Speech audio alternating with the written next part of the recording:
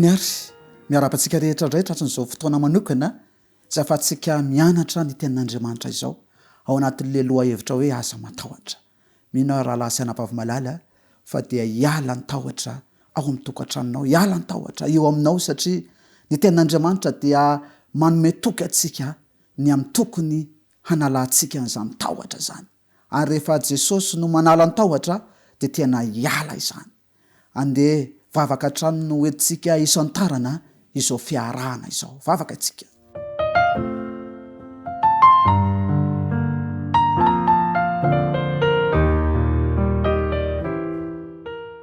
Ray masina tsara indrindra any an-danitra tonga indray ny fotoana izay ahafahanay mianatra eo an-tongotrao.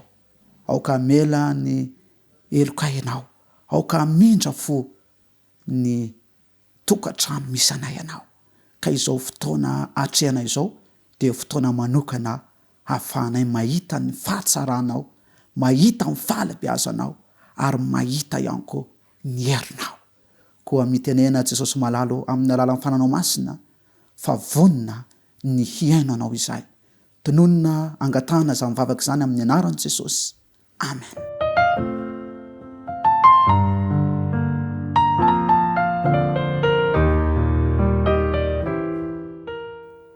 Andesika raha lasanapavy malala hijery tantara anankiray ao amin'ny Marka 10 ka eo manomboka eo amin'ny 9:47.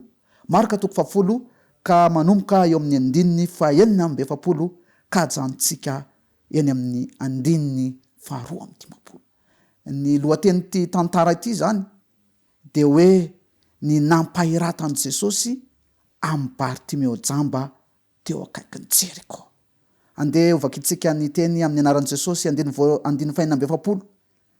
Ary tonga tao Jeriko izy, ary raha vao niala tao Jeriko Jesosy mba nimpianany sy ny vahoaka betsaka dia nipetraka teo amoron-dalana Bartimeo jamba mpankataka. Fantatsika tsara fa Jesosy Kristy dia anisan'ny nalaza tamin'izany fotoana izany. Ary rehefa mandeha Jesosy dia indro fa manakoako manodidina ny toerana misy azy zany fandehanana zany. Ary tamin'ity indray mandeha ity dia indro fa miditra makao Jeriko izy. Fantatsika fa zany Jeriko zany dia toerana malaza, toeran'ny tanàna anankiray izay manan-karena ihany koa. Ary tamin'ny fotoana io dia indro fa miditra amin'ny Jeriko Jesosy, miaraka amin'ny mpianatra, ary tsy vitan'izany ihany koa fa miaraka amin'ny vahoaka betsaka, zany hoe atsika alaina saran-tsaina zany fa dia tabataba horakoraka fifaliana, mety fanantenana ihany koa no zavatra hita satria izany Jesosy zany dia Jesosy izay afaka manao fahagagana maro, ary dia maro ny olona no mitanjozotra miaraka. Izao anefa no voalaza eo amin'ny tapany faharoa, ary nipetraka teo amoron-dalana Bartimeo jamba mpankataka. Janona kely isika. Raha iny olona miorakoraka falifaly feno fanantena iny manaraka an' Jesosy. Mifanohitra an'izany kosa dia indro misy lehilahy anankiray. Raha ny rehetra indro fa mandeha ao anatin'ny arabe avokoa, izy kosa mijanona eo amin'ny sisin'ny arabe. Raha ny vahoaka rehetra mandeha mitanjozotra, izy kosa mijanona ary mipetraka. Ny zavatra mariana ihany koa reha lasanapavy malala. Raha tena mijery an'le anarana hoe Bartimeo isika, amin'ny dika ty amin'ny fototra Grika ty hoe Bartimeo ty dia afaka zarana roa. Le hoe bara ny dikany hoe bara dia zao zanakalahy, ary ny dikany hoe Timeo zany dia Timeo anaran'olona, ka ny dikany hoe Bartimeo zany dia zao zanakalahy ny Timeo. Ary ny Baiboly teny malagasy moa dia mamahatra an'izany mihitsy hoe zanaky Timeo. Izany hoe ny fiarahamonina zany nanary an'ity zazalahy ity. Eny na dia ny fianakaviana ihany koa ary nanary azy.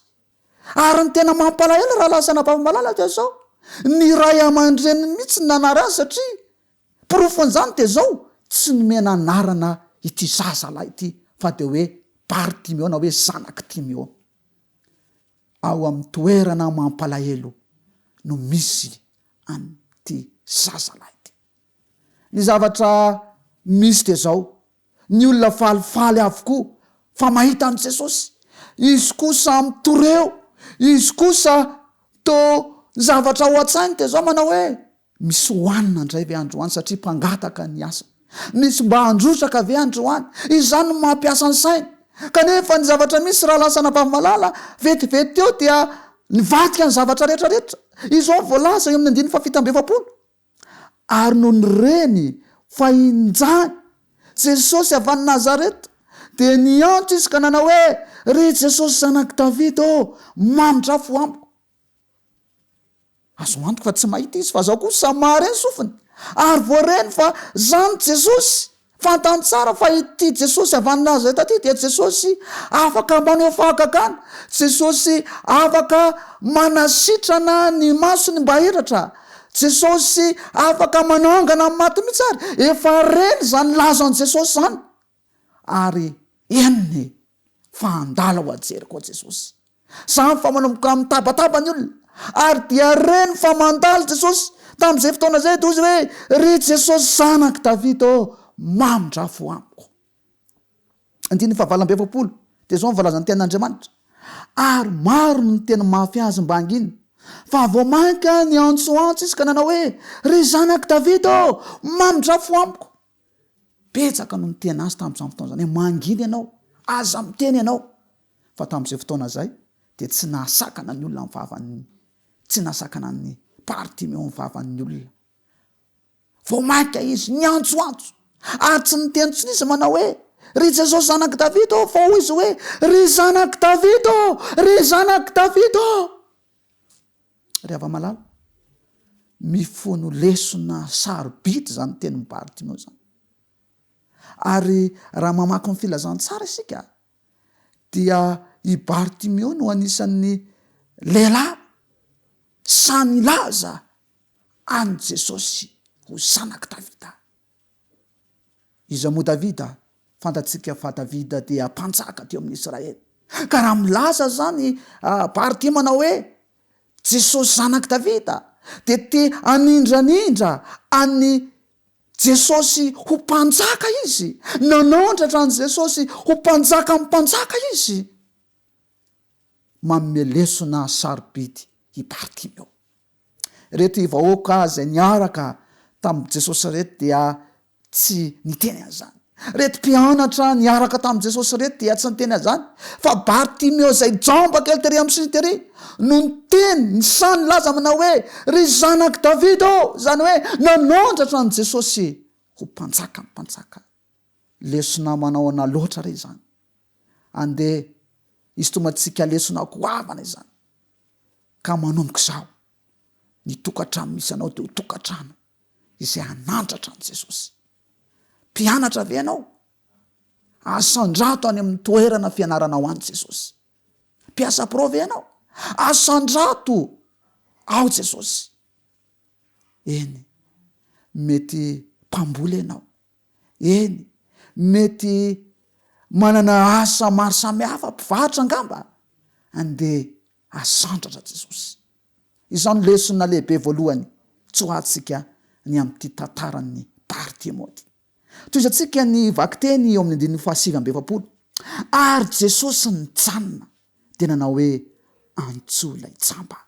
Ary ny olona niantso azy ka nanao hoe matoky mitsangana miantso anao izy. Tao anatin'ny tabataba ry hava-malala, tao anatin'ny orakoraka dia voalaza fa nijanona Jesosy. Nijanona Jesosy satria eniny fa misy olona miantso azy any. Eniny fa misy olona mitady azy fatratrany. Raha lasana bava-malala, ao anatin'ny tabataba an'izao tontolo izao isika, tady ty fa rehefa miantso an' Jesosy amin'ny fotsika isika dia mijanona izy. Tsy hoe mijanona fotsiny fa miantso anao ihany koa izy manao hoe antsoy, antsoy. Tamin'ity fotoana ity dia ngamba reto olona zay niteny azy hoe mangina, mangina. Ngamba nireo ihany no niteny manao hoe matoky, courage. Fa miantso anao Jesosy Kristy. Nanomboka ny avelona hatrany hatrany ny fanantenana tao anatin'ny Bartimeo. Ary izao mivolaza eo amin'ny andininy fahatimapolo dia nanary lambany izy ka niatsambotra nakeo amin'i Jesosy. Mahafinaritra zany fihetsika nataon'ny Bartimeo zany raha lahy sy anavavy malahy. Ngamba ny olona feno teo fa tsy nahoana zany fa tonga de nesory lambany. Tsy haiko hoe miboridana ve zany izy niatsambotra nakeo amin'i Jesosy. Tsy nahoana zany, tsy menatra izy satria mitady famonjena eo amin'i Jesosy. Fa ny fanontaniana mipetraka de inona mo ty lamba ty? Inona ty lamba ty? Fa mila manary lambantsika ihany koa isika raha te hantoraka eo amin'i Jesosy. Tsy sanatria hoe esorona zany ny lambany akoditrao, ny akanjonao dia makany amin'i Jesosy. Tsia! Fa mazava ny fanambaran'ny soratra masina ao amin'ny Efesianina toko 4 ka ny andininy 420. Ao amin'ny Efesianina toko 4 ka ny andininy 420 dia izao no hamaritany tenin'Andriamanitra an'ity fitafiana ty. Oarina amin'inona moa izany fitafiana zany? Romanina toko 4 ka ny andininy 420. Vakitsika ny teny amin'ny anaran'i Jesosy. Ary mba ho tafianareo ny toetra vaovao. Ay zany ty fitafiana ty, tsy inona akory fa toetra. Izany hoe raha ny teny zany Bartimeo manao hoe esoriko ny lambako de zao nesorina ny toetra ratsy ny rehetrarehetra. Mety efa lamba feno atsembohana izany, lamba efa feno vovoka izany, lamba efa masiso ny atsembohana izany, fa rehefa tonga teo Jesosy de nesorina izany lamba izany. Raha lahy sy anavavy malala, ankehitriny ihany koa dia asain'Andriamanitra ianao mba hanala ny akanjo maloto eny aminao, de tsy inona zany fa ny toetranao. Ary teto raha lahy sy anavavy malala, tsy niteny Jesosy manao hoe ô Bartimeo, esory aloha ny lambanao, zay ianao vao miatsambotra makaty amiko. Tsia! Tsy niteny an'izay Jesosy fa tsapany zany. Nisy fahatsapana lalina tao anatiny hoe mila esoriko ty raha te hiatsamboka amikany an'i Jesosy aho. Mova ianao mba misy fahatsapana lalina ihany koa rehefa manatona an'i Jesosy. Sa ve ho sarotsaromana amin'ny alalan'ny fivavahana ny toetra ratsinao? Andisika raha lahy sy anavavy malala mba ho tahaka amin'ny Bartimeo ka hanala ny toetra ratsy rehetrarehetra. Mety manana ny fahalemena ianao, mety manana ny toetra ratsy ianao. Miantso anao Jesosy amin'izao takariva izao, andeha anala izany toetra tsika tsy mendrika izany, andeha hahatsapa tena lalina isika tahaka amin'ny Bartimeo. Ka amin'izay fotoana izay dia antsambotra tanteraka eo amin'i Jesosy isika. Andeha hotoizantsika izany tantara zany eo amin'ny filazantsara Marka, ao amin'ny filazantsara Marka toko 10 ka eo amin'ny andininy faraka ny 50 zany zo isika. Ary Jesosy namaly azy hoe inona ny tianao ataoko aminao? Ary olay jamba taminy, rapony eo dia mba ampiraratina ny masoko. Azo antoka raha lahy sy anavavy malala fa fantatry Jesosy momba azy. Azo antoka fa izy ny atsambotra keo amin'i Jesosy dia olona jamba. Azo antoka fa ny maso mihitsy no tiana ampahiratina, ny maso ny olana fantatry Jesosy zany. Kanefa mbola napetraka Jesosy ny tena manao hoe inona no tianao ataoko? Satria mantsy ty sao hoe tiany Jesosy mihitsy raha mba hifampiresaka aminy, tiany Jesosy mihitsy raha mba hifanakalo hevitra aminy. Ary zay no tadiavin'i Jesosy amintsika tsiraray avy raha lahy sy anavavy malala. Teny ahatonga antsika hiresaka, ahatonga antsika hanambara ny tsy ambara-telontsika aminy, izay le antsoina hoe vavaka. Ary tamin'izay fotoana izay dia namoaka ny vetsivetsipony i Bartimeo manao hoe rabony eo, ny mba ampahiratina ny masoko. Ary dia izao no voalaza eo amin'ny andininy 4:50. Ary hoy Jesosy taminy, mandehany ianao, ny finoanao nefa namonjy anao, dia nahiratra niaraka tamin'izay masony, ka dia nanaraka an' Jesosy teny an-dalana izy. Raha lahy sy anavavy malala, ny finoanao nefa nampahiratra anao.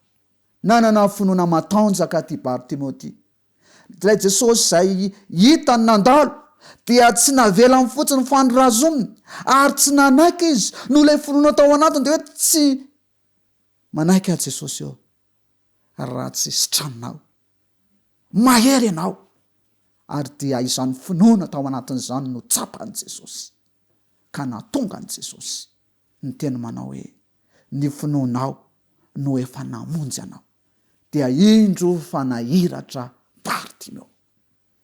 Ry havana malala, mety marary ihany koa ngamany ianao amin'izao fotoana izao. Mety maro ny karazana aretina mahazo anao, aretina ara-panahy, aretina ara-nofo, aza matahotra fa afaka niana sitrana anao ihany koa Jesosy. Ary ny zavatra mahafinaritra rehefa sitrana i Bartimeo dia nanaraka an' Jesosy teny an-dalana izy. Tsy hoe rehefa sitrana izy dia lasa ndray nakany amin'ny toerana izay tiany, na hoe lasa nody, tsia fa ny fihetsika mampitihiderana ataon'ny Bartimeo dia zao, lasa nanaraka an' Jesosy izy. Ravana malala, azo antoka fa omena Andriamanitra ny fanasitranana isika. Ho sitrana isika, fa zao kosa andere hanaraka an' Jesosy. Ninona zavatra tean' Jesosy dia ho arahantsika zany. Ninona fomba an' Jesosy dia ho ataotsika zany. Fa izany no ohatra lehibe zay omen'ny Bartimeo. Amin'ity takariva ity dia tiako raha mba hanana izany toetra nataon'ny Bartimeo zany isika dia voalohany indrindra dia zao, hametraka an' Jesosy ho mpanjaka ny mpanjaka. Asandrato izy, aza menatra ny manandratra an' Jesosy ao atokantranonao, aza menatra ny manandratra an' Jesosy eo amin'ny fiarahamonina. Ny faharoa manarak'izay dia zao, andeha hatsapatena isika, hanary ny toetra ratsintsika rehetrarehetra. Ary ny farany dia zao, andeha isika hanaraka an' Jesosy naiza naiza lehany, fa ho hitatsika izany hoe tsy atahotra. Ho hitatsika zany hoe azo fanasitranana avy amin' Jesosy zany. Andriamanitra ny hitanao ka manomboka androany dia ho lasa fiainanao zany fiainany Bartimeo zany. Hanondratra an' Jesosy ianao, hiala ireo toetra ratsy rehetrarehetra, ary hanaraka an' Jesosy naiza naiza alehany ianao. Ary amin'izay fotoana izay dia ho sitrana amin'ny lafiny rehetrarehetra na ranofo zany, indrindra indrindra ho ara-panahy dia ho sitrana isika. Andeha hivavaka isika mba hatonga an'izany fanoloran-tena izany ho zava-misy eo amin'ny fiainan'ny isam-patanin'olona ao amin'ny tokantrano misy anao. Vavaka isika.